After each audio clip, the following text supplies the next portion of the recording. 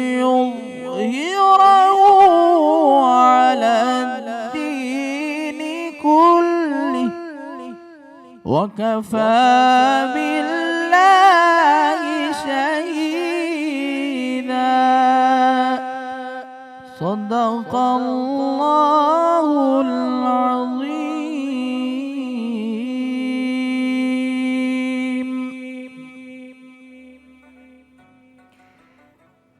بسم اللہ الرحمن الرحیم. السلام علیکم صلی اللہ علیہ وآلہ وسلم. میں دعا ملک خوش آمدید کہتی ہوں برکت رمضان میں. آج 11واں روزہ ہے اور عشرہ مغفرت شروع ہو چکا ہے. ہم سب آج سے اگلے 10 دنوں تک اپنی اپنی مغفرت کی رب تعالیٰ سے دعا کریں گے, التجا کریں گے اور زیادہ سے زیادہ عبادات کریں گے. جناب اعلیٰ, ہم لوگ ڈیلی کوشش کرتے ہیں کہ ایک ایسا موضوع آپ کے سامنے لے کر آئیں کہ جس پہ کام کر کے ہم اپنی ذات کو انفرادی طور پہ بدل سکیں اور ہمارے معاشرے میں بھی کوئی نہ کوئی بدلاؤ اور بہتر تبدیلی آئے. آج میں بات کروں گی پاکیزگی کے حوالے سے. اللہ تعالیٰ نے فرمایا ہے کہ پاکیزگی نصف ایمان ہے, یعنی کہ صرف انسان اگر پاکیزہ رہے تو اس کا آدھا ایمان تو مکمل ہو جائے گا. دیکھیے کتنا آسان اور کتنا ہی خوبصورت ہمارا دین اسلام ہے. اچھا, جب ہم پاکیزگی کی بات کرتے ہیں تو صرف ظاہری پاکیزگی نہیں, باطنی پاکیزگی کی بھی ہم آج بات کریں گے, جو کہ ایکچول پاکیزگی ہے, اپنی نفس کی پاکیزگی, اپنے خیالات کی پاکیزگی. اور جب وہ پاکیزگی ہمارے خیالات اور ہماری نفس اور ہماری روح میں آئے گی تو ظاہری طور پہ وہ پاکیزگی خود ہی عیاں ہونے لگے گی, اور پھر ہوتے ہوتے آپ کی زندگی کی تمام معاملات پاک ہونے لگیں گے, آپ کے آس پاس کی سراؤنڈنگز پاک ہونے لگیں گی. تو ایکچول پاکیزگی شروع ہوتی ہے اندر سے, من سے, روح سے, نفس سے. اس کی پاکیزگی سے شروع ہوتی ہے. جناب, جب ہم بات کرتے ہیں پاکیزگی کی تو صحت کی پاکیزگی روزے رکھنے میں ہے, شب و روز کی پاکیزگی نماز پڑھنے میں ہے, جان و مال کی پاکیزگی حج ادا کرنے سے ہے. اسی طرح اپنے مال کی, اپنے رزق کی پاکیزگی جو ہے وہ زکوٰۃ ادا کرنے میں ہے. تو اللہ تعالیٰ نے تمام پاکیزگیوں کا ہمیں بتا دیا ہے کہ ہر ایکسپیکٹ میں تم نے پاکیزگی کیسے پیدا کرنی ہے.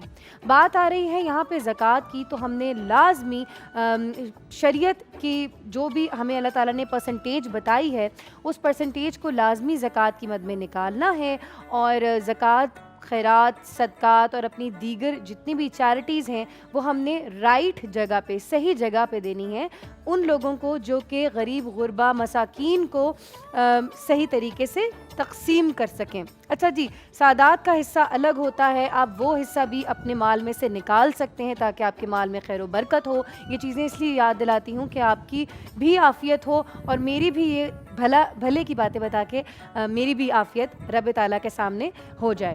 اچھا, یہ زکوٰۃ, خیرات, صدقات آپ لوگ ڈونیٹ کر سکتے ہیں. ڈور ٹو لائف کے نیچے نمبر آ رہا ہوگا, اس نمبر کو نوٹ کر لیجئے. واٹس ایپ میسیجز کر سکتے ہیں, واٹس ایپ کال کر سکتے ہیں. ڈور از دا رائٹ پلیس, کیونکہ میں خود اس این جی او کو دیکھ رہی ہوں. میں نے خود این جی او بنائی ہے 2014 میں اور میں آج تک اس کے اوپر کام کر رہی ہوں. تو آئی تھنک کہ آپ لوگ کو اپنا مال پاکیزہ کرنے کے لیے اپنی زکوٰۃ, خیرات یہاں پہ ڈونیٹ کرنی ہے.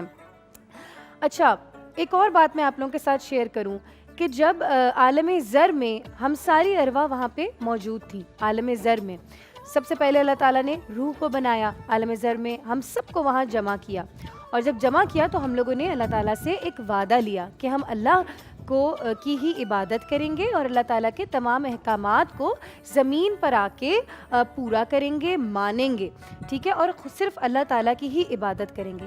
جب ہم لوگ اس دنیا میں آ گئے تو ظاہری اور باطنی دنیا کے اندر ایک پردہ حائل ہو گیا, تو بہت مشکل ہو گیا ہمارے لیے کہ ہم اس روحانی پہلو کو دیکھ سکیں اور اس روحانی وعدے کو یاد رکھ سکیں.